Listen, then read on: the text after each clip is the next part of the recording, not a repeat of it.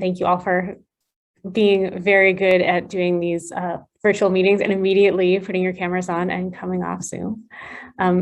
It's now time for the Q&A, and we've gotten some terrific questions from participants. The first one is for Dr. Palevsky. Extrapolating from the data on decreased recurrence of CIN3 after HPV vaccination, have you considered adding HPV vaccination after treatment for anal HSIL? I think that's a really good question and a very logical question to ask. We have some data within the anchor study that may allow us to look at that to some degree, but I think that's something that still needs clinical trials to address. Part of the problem is our population that we focused on are the toughest of all in some senses, being HIV positive with the biggest lesions and the most multifocal lesions. And so I think the only way to really address that properly is to do a good study on that topic.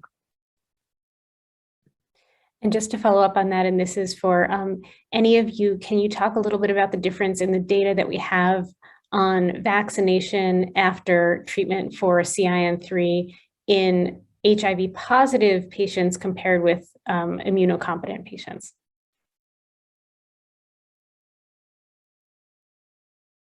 I don't think we have any HIV versus non-HIV data, although most trials done in the space of post-treatment vaccination have been, I think they are all limited, obviously, by the number of endpoints that can be detected, but also so far the data is pretty uniformly, negative in the small studies that have been done so far, which probably goes to show the lack of therapeutic response of the vaccine. So whether the vaccines actually prevent the latent reactivation of infections is a question that still needs to be answered in a very controlled study. As Joel was mentioning, maybe some of the post-anchor findings may go there, but I don't think we have that really clear data on this.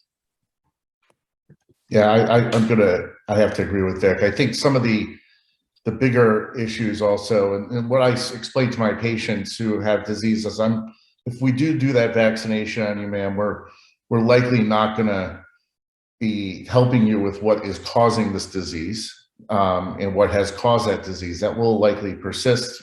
Sometimes it won't, as you and many are aware. We do HPV testing in a post-treatment surveillance for dysplasia, and about half of them do start going away. Things like 16 and 18, they don't go away. But I do say you are clearly at risk for other HPV types. So this might help you with one of the other, who knows how many types they're infected with, but maybe 8 or 9 types. And we don't want to give them a false sense of security by vaccinating them at the time of a treatment and making them think that this is all going to wash away. We still need to do active surveillance, particularly in our individuals living with HIV that have anal disease. I mean, they are at a huge risk for persistent and recurrent disease. Excellent. And the next question is for Vic. Several countries have adopted self-sampling. Are the requirements by the FDA for approval higher or different in the US compared to Europe and elsewhere? And a follow-up, is there anything that Roundtable members can do to help? So I don't want to speak on behalf of the FDA. Obviously, I'm not qualified to do that. But with that said, we're working with both the FDA as well as the companies through the Last Mile initiative to sort of move the needle forward on self-sampling. One of the advantages of having a very large body of data around self-sampling through various trials and, of course, real-world use in Europe is that the FDA may have a somewhat of a lower threshold for an approval than if it was a completely de novo process. But that remains to be seen. There might be some triangulation of evidence from other countries, as well as some of these studies already done in the US and some analytical work to move forward with the FDA approval. That said, we are doing the last mile ship trial to expand or contribute to that evidence. And I think we are very fortunate to have many of the roundtable members who are working in the HPV vaccination space, including Rebecca, yourself, and others who are very closely engaged with and Mark and Joel and others who are working in the HPV world, who are very closely engaged with moving the needle forward on self-sampling. So we are hoping this will actually, take take the energy in the field and the energy and and I would say the importance that's recognized, particularly in the COVID era, of the self-sampling possibilities will take the needle forward on regulatory approval.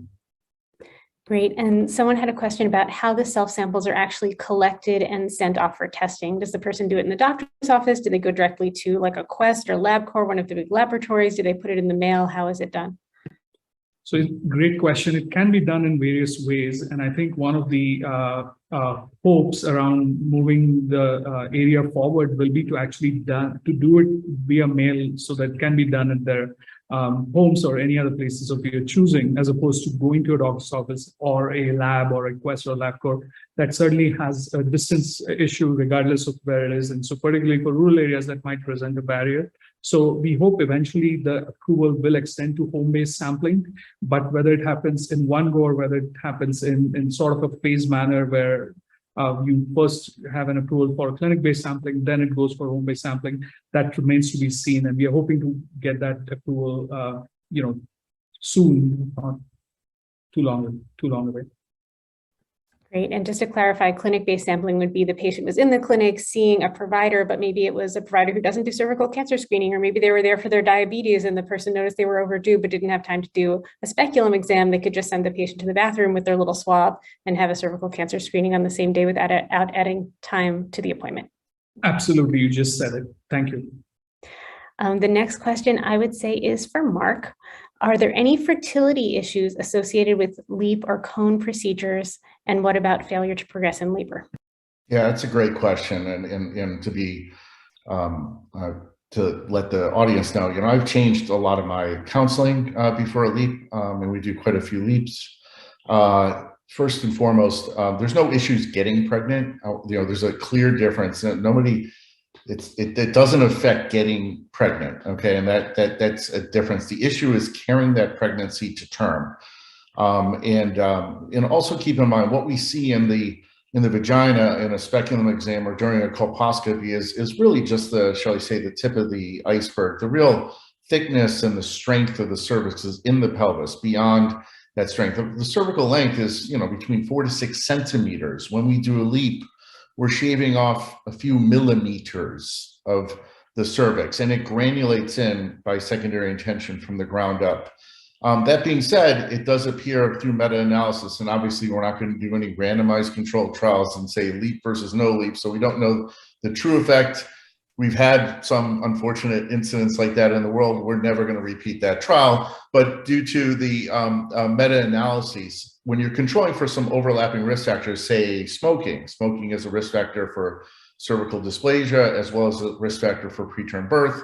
Even when controlling for that, there does appear to be a slight increased risk in preterm birth. I quote that risk anywhere between 1 to 3% per patient. And what does that mean for the individual? Well, the preterm birth rate in the United States, I think we're ranked somewhere around 37th in the world.